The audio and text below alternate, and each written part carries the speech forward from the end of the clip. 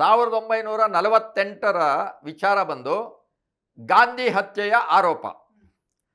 ಆಗ ಇವರು ಹೊರಗಡೆ ಬರಲಿಕ್ಕೆ ಕಾರಣ, ನಾವು ಗಾಂಧಿ ಹತ್ಯೆ ಮಾಡಿದಂಥ ಗೋಡ್ಸೆಗೆ ನಮಗೆ ಸಂಬಂಧ ಇಲ್ಲ. ಹಾಗೆಂದರೆ ನಿಮಗೆ ಯಾರಿಗೆ ಸಂಬಂಧ ಇದೆ? ಆರ್ ಎಸ್ ಎಸ್ನವ್ರಿಗೆ ಯಾರಿಗೆ ಸಂಬಂಧ ಇದೆ? ಇವತ್ತು ಹನುಮೇಗೌಡ ನಿಮ್ಮ ಆರ್ ಎಸ್ ಎಸ್ನವನು ಅಂತ ಹೇಳಿದರೆ ಅವನು ನಮ್ಮ ಆರ್ ಎಸ್ ಎಸ್ ಅಲ್ಲ ಅಂತ ಹೇಳ್ತಾರೆ.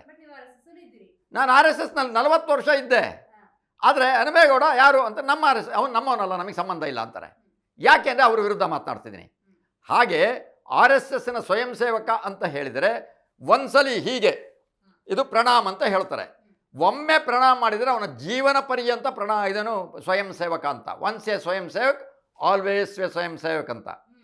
ಆಮೇಲೆ ಎರಡನೇ ಸಂಗತಿ ಹೇಳ್ತಾರೆ, ನಾನೊಬ್ಬ ಮಾಜಿ ಸ್ವಯಂ ಸೇವಕ ಅಂತ ಹೇಳ್ಕೊಳ್ಳುವಂಥ ದೌರ್ಭಾಗ್ಯದ ಸ್ಥಿತಿ ಯಾವ ಸ್ವಯಂ ಸೇವಕನಿಗೂ ಬರಬಾರದು. ಅವನ ಜೀವನ ಪರ್ಯಂತ ಅವನು ಬದುಕಿರೋವರೆಗೂ ಅವನು ನಾನು ಮಾಜಿ ಅಂತ ಹೇಳಬಾರದು. ಯಾಕೆ ಅಂದರೆ ಅವನು ಯಾವಾಗಲೂ ಸ್ವಯಂ ಸೇವಕನೇ ಅಂತ. ಹಾಗಿದ್ದಾಗ ಗೋಡ್ಸೆ ಆರ್ ಎಸ್ ಎಸ್ಸಿಗೆ ಬಂದಿರಲ್ವಾ? ಆತ್ಮಸಾಕ್ಷಿಯಿಂದ, ಆತ್ಮದ್ರೋಹ ಇಲ್ಲದೆ ಪ್ರಾಮಾಣಿಕತೆಯಿಂದ ಹೇಳಲಿಕ್ಕೆ ಸಿದ್ಧವಾಗಿದ್ದಾರಾ? ಹೇಳಲ್ಲ. ಯಾಕೆ? ಅವನು ಇದ್ದಿದ್ದು ಬಂದಿದ್ದು ಹೋಗಿದ್ದು ಇವರನ್ನು ಧಿಕ್ಕರಿಸಿಯೇ ಹೋದ.